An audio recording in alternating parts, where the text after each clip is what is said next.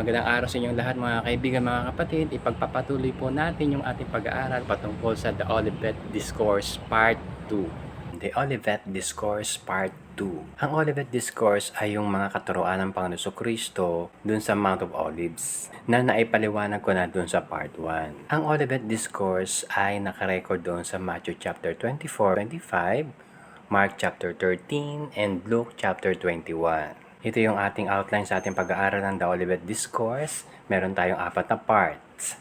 Part 1, yung introduction. Yung Part 2, when shall these things be? Part 3, signs of thy coming. And Part 4, end of the world.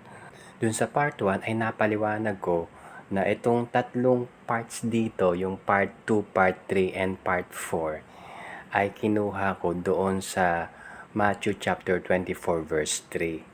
Maraming salamat po dun sa mga kapatiran, kaibigan natin na patuloy na sumusubaybay, nanonood ng aking mga videos. Sana po ay huwag kayong magsawa na mag-react, mag-heart, mag-like sa Facebook at gayon din sa YouTube. At kung hindi pa kayo nakakapag-subscribe sa aking channel, please subscribe and click the notification bell. Maraming salamat. Dito sa Olivet Discourse Part 2 ay pag-uusapan natin yung unang tanong ng mga disipulo, yung when shall these things be? Dito ay pinokus ko yung dalawang verses, Matthew 24 verse 2 and 3.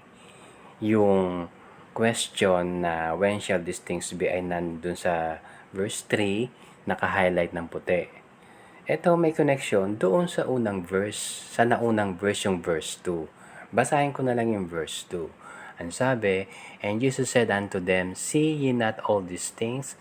Verily I say unto you, there shall not be left here one stone upon another that shall not be thrown down. Etong tanong na when shall these things be sa verse 3, ang tinutukoy dito ng mga disipulo ay yung sinabi ng Panginoon doon sa verse 2. Yung nakakulay green ang letters.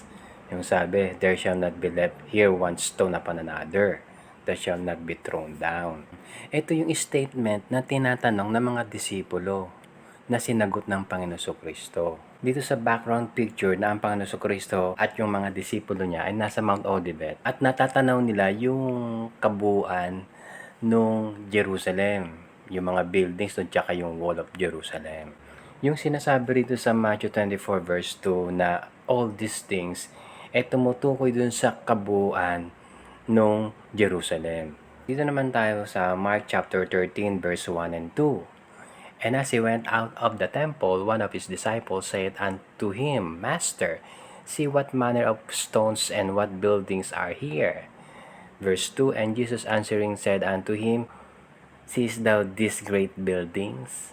There shall not be left one stone upon another that shall not be thrown down. Ang ibig sabihin, itong verse 1 and 2, ay ang conversation dito ng mga disipulo at ng Panginoon Kristo ay yung habang sila ay naglalakad paalis ng Jerusalem at paakyat dun sa bundok ng Olive.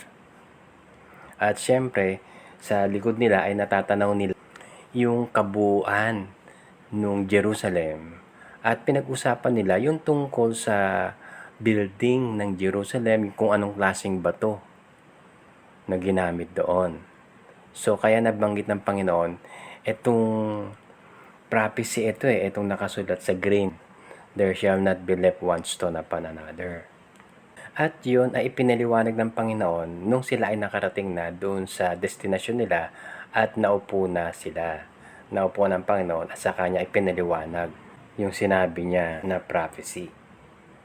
Balik tayo dito sa Matthew chapter 24 verse 2 and 3. Kung babasahin mo yung kasagutan, kung hahanapin mo sa mga preceding verses, ay seemingly na wala yung, parang hindi sinagot ng Panginoon Kristo yung tanong. Okay? Yung when shall these things be, patungkol dun sa verse 2. Yung sinabi ng Panginoon na prophecy, yung sinasabi sa kulay green na letters, there shall not be left here one stone, referring to the buildings and the walls of Jerusalem. Sinagot ng Panginoon Kristo yung tanong na to, pero hindi masyadong malinaw dito sa dalawang chapters, sa dalawang book, dito sa Book of Matthew, chapter 24, and doon sa Mark chapter 13. Medyo malabo. Subalit, mas malinaw doon sa Luke chapter 21. Doon tayo sa Luke chapter 21. Again, Etong Matthew 24 verse 2, yung prophecy na sinabi ng Panginoon Kristo in green letters, sabi, "There shall not be left here one stone upon another." Ang kasagutan niyan ay nandoon sa Luke chapter 21 verse 20. Yang yung verse sa itaas. Ang sabi, "And when ye shall see Jerusalem compassed with armies, then know that the desolation thereof is nigh." Yung sinasabi ng Panginoon si Kristo na there shall not be left here one stone upon another that shall not be thrown down dun sa Matthew 24 verse 2. Ito yung pagkasira, yung pagkabagsak, pagkadurog nung City of Jerusalem. Na ito ay nangyari noong March 70 AD. Ito yung tinatawag na The Siege of Jerusalem.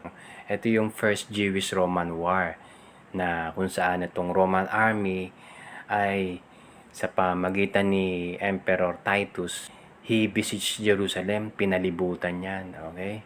At tapos, napasok nila yon at napatay nila yung mga Hudyo ron. At giniba nila yung buong Jerusalem hanggang ng 5 buwan. Kaya inabot ng September 70 AD yung paggiba ng City of Jerusalem. Balik tayo sa Matthew 24 verse 15, yung verse sa ibaba, ang sabi, "When ye therefore shall see the abomination of desolation spoken by Daniel the prophet stand in the holy place, whoso readeth let him understand." Ito yung equal na verse ng Luke 21 verse 20, yung nasa itaas. So, titingnan natin yung sinabi ni Daniel dun sa Old Testament, yung abomination of desolation. Ito yung verse na yon. Daniel chapter 9 verse 27. "And he shall confirm the covenant with many for 1 week, and in the midst of the week he shall cause the sacrifice and the oblation to cease, and for the overspreading of the abominations he shall make it desolate, even until the consummation and that determined shall be poured upon the desolate."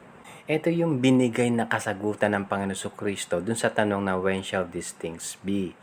Kasi these things, dalawang bagay ang kasagutan. Unang-una, yung kanina na natupad yung Siege of Jerusalem 70 AD. At ito naman, itong Daniel 27 ay tumutukoy sa future. Ayon sa maraming Bible scholars, na itong Daniel 9:27, yung sinasabing, "And he shall confirm the covenant," may tinutukoy na isang lalaki. Okay? Ito ay tumutukoy sa Antichrist. Itong Antichrist ay darating before or during the tribulation period. Ito ay darating after ng rapture. Okay? Na ipapakita ko again yung ating diagram patungkol dun sa the first fruit harvest gleaning timeline. Itong timeline na ito ay simula dun sa kapanganakan ng Panginoon Kristo sa kanyang ikalawang pagdating at hanggang dun sa Battle of Armageddon. Mapapansin nyo kasi po, naka-enclose sa red lines yung mga information, yung events, at saka yung mga verses. Okay? At dito yung isa, ginuhitan ko ng kulay blue, rectangular shape, no? Ang nakasulat doon ay 7 years Great Tribulation, the Antichrist. Doon sa upper right side. When shall these things be? Ito na yung pangalawang event na mangyayari sa future. Yung sinasabi sa Daniel chapter 9 verse 27. Ito ay mangyayari doon sa 7 years Great Tribulation sa panahon na Antichrist. Yung picture dyan sa bandang kanan na nakalagay dyan, 3.5 years, 3.5 years. Tapos, dalawang hinati yung 7 years sa dalawang 3.5. Yung unang 3.5 years, simula dun sa Revelations chapter 6 hanggang Revelations chapter 11. At yung pangalawang 3.5 years ay Revelations chapter 13 hanggang Revelations chapter 19. Yung first 3.5 years, ipapakita ng Antichrist na siya ay mabait.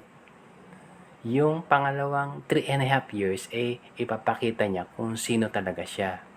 Doon na magiging mandatory yung pagtatak nung 666 na nakasulat dun sa Revelation chapter 13. Yun lang po muna mga kaibigan, mga kapatid. Hanggang sa muli, ilalagay ko na lang yung related videos doon sa YouTube, doon sa description sa ibaba. At doon din, lalagay ko rin sa Facebook sa comment sa Facebook, yung link ng related video, yung tungkol dun sa the first fruit, harvest, and gleaning timeline. Maraming salamat sa inyong pagsubaybay. Hanggang sa muli, pagpalain tayo ng ating Panginoon.